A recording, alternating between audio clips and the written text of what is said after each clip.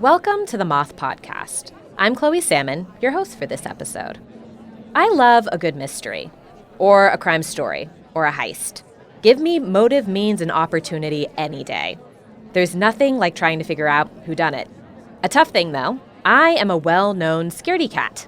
When I was a kid, my mom threatened to ban Nancy Drew books from our home because I would read them and get so scared that I could not sleep. You know, Nancy Drew, solver of terrifying crimes such as, can Nancy locate a missing clock? And can Nancy figure out who owns this misplaced suitcase on her cruise ship? If I can get that worked up about spunky girl detectives locating lost property, you can imagine that scary, gory crimes are not my bread and butter. So in this episode, we've got 2 stories of tiny crimes. Nothing horrifying happens, nobody gets hurt. It's all the rush and mischief of trying to get away with it without any chance of me or you losing sleep. First up is Adriana Eraso. She told this at a New York City Story Slam where the theme of the night was 9 to 5. Here's Adriana live at the Moth. I was 8 years old when I had my first job. And yeah, I was precocious. And I was also a multi-hyphenate. I was an entrepreneur, a fighter for justice, and a criminal. I grew up in Colombia at a time where the government was very much protecting national industries, so there were no imports allowed. And for a second grader, that meant toys and candy were locally produced. So while American kids were growing up with Barbie being a veterinarian or like an astronaut running an ice cream parlor and having a Malibu beach house, I had Valeria. And Valeria, sure, was more ethnically correct, but Valeria came as a set with a husband and 2 kids. Valeria had no aspirations. And she also had no sense of fashion, like a weird neck to ankle, like gown, misshapen, velour, burgundy. She wasn't going places, poor thing. The candy was also an issue because, kids here had like that bubble gum with it was like a tape thing or like shape with things and flavors. We had white squares, mint, and cinnamon. Not even like spearmint, no, just mint. And an orange gummy, just orange. Like, no one's favorite flavor is ever orange. It's like the worst Starburst. And we had that. So I was also middle class, which meant my parents had the money for the expensive school, but not the money for the expensive American vacation. So my classmates were coming from America with all this awesome shit, and I was like, with my orange gummy, like cursing the world.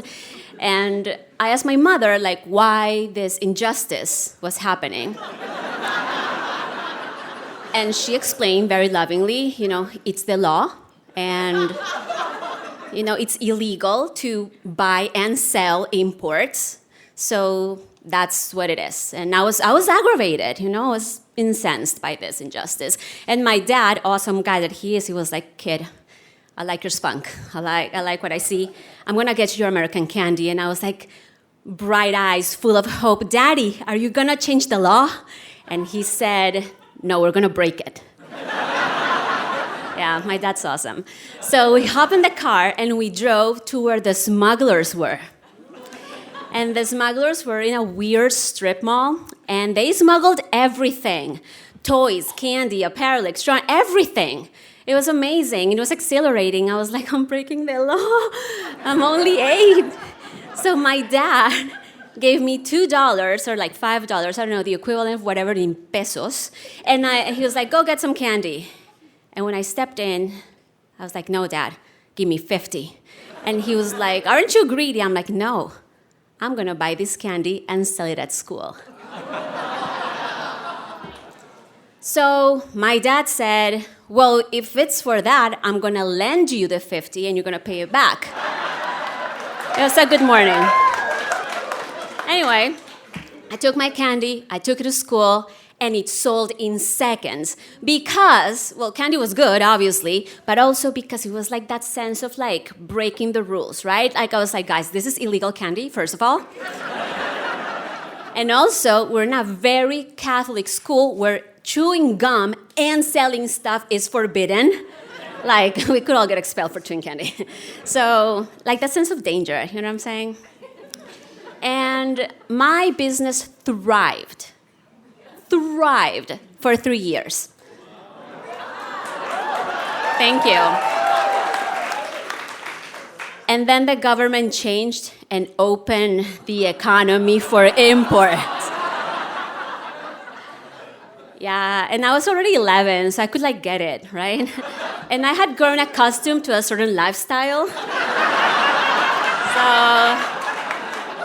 I didn't like it. I was worried.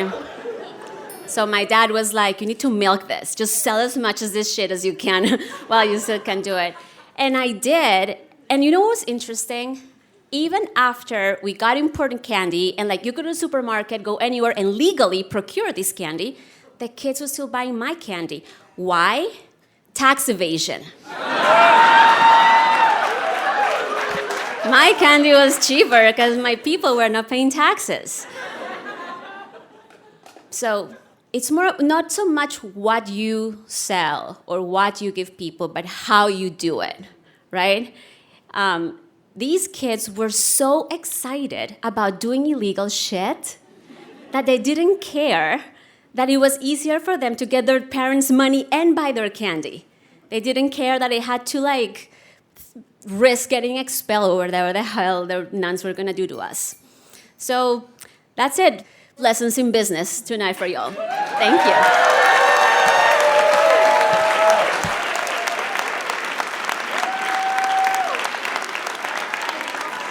That was Adriana Eraso. Adriana is a storyteller born in Colombia who has called New York home for the last 15 years. She works in finance and media, telling serious stories by day, and goes to the Moth to tell the unserious ones by night. I know I said we were hearing stories of tiny crimes, but whoa. To me, Adriana had nerves of steel. The candy smuggling game is not for the weak. My Nancy Drew crybaby self could never. Up next is Emily Popper. She told this at an LA Story Slam where the theme of the night was challenge. Here's Emily.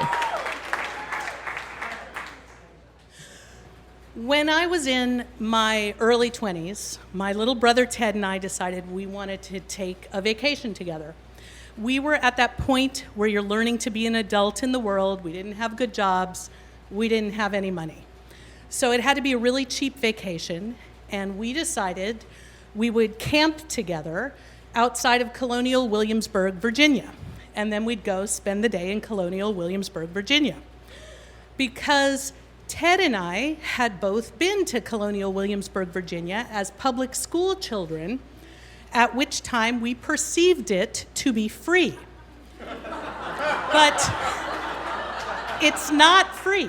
It's actually very, very expensive. So when we arrived, we were chagrined to find out that the cheapest ticket, which was well beyond anything we could afford, it got you into a few exhibits. And the middling ticket got you into all the exhibits, but you still had to buy your own overpriced lunch, your own overpriced dinner, and you could not see the governor's mansion. And then the governor's pass, which was beyond any hope or dream of ours, that one got you into every exhibit. Lunch was included, and you got a tour of the governor's mansion.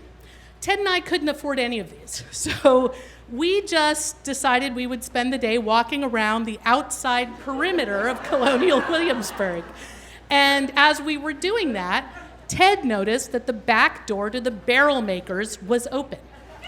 And we didn't even have to speak. We just slipped inside, and we watched him make a barrel. We were so excited because it was free for us. And just so you know, everything following is unethical, but I believe that ethics are relative depending on how much money you have. So we watched the barrel maker make a barrel. Ted asked, so what precisely are those barrels made of? And I asked, are there any women barrel makers in Colonial Williamsburg? And then we left left the barrel makers, and as we were going out the front, now we were inside Colonial Williamsburg. We couldn't go into any exhibits because you needed a pass to go into each one. But as we started to walk around, Ted said, "Sam, did you notice that governor's pass on the fence inside the barrel makers?" And I said, "I did not." And he said, "Well, I did. I got a good look at it." And I was like, "A good look?" And he said, "A very good look. I saw the name." And I was like, "Cool. What was the name?" And he said, "Lima Fluck." And that's when I remembered that Ted has dyslexia, and it's very difficult for him to quickly put letters together. But I was determined. And so I pressed him a bit, and he said, "I don't know, I guess it could have been Lima Tluk." And for whatever reason, I said, "Yes, it's a German name. Lima Tluk. She's a German tourist." So I went and tapped on the barrel maker's fence, and the little colonial lady in the bonnet peeped over, and she said, "Can I help you?" And I said, "Guten Tag. I've lost my governor's pass. Do you have a governor's pass you found?" And she said, "Yes, I do. What's your name?" And I said, "Lima Tluk." And she said, "Well, that's kind of close to what I have here." She said, "Can you spell it?" And I said, "Lymatluk."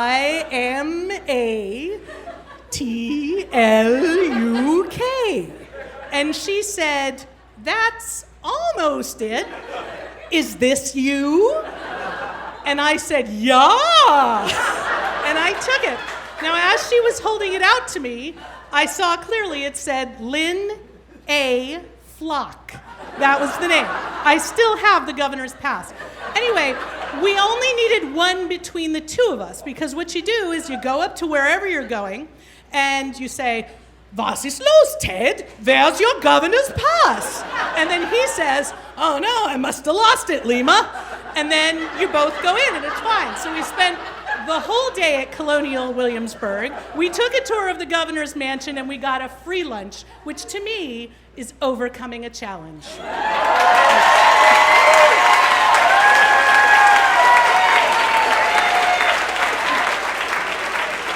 That was Emily Popper.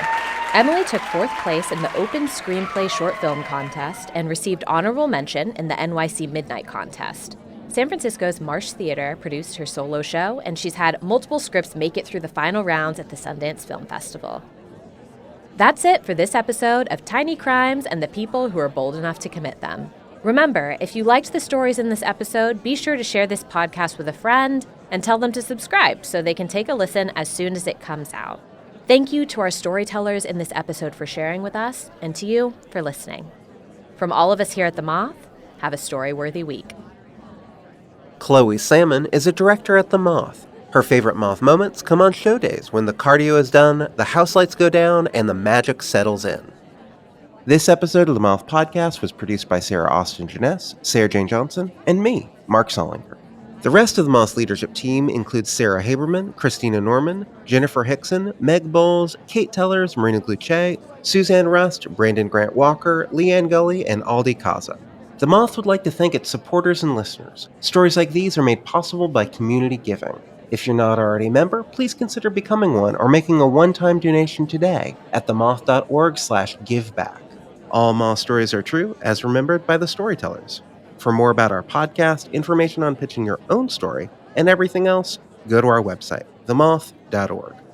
The Moth Podcast is presented by PRX, the Public Radio Exchange, helping make public radio more public at prx.org.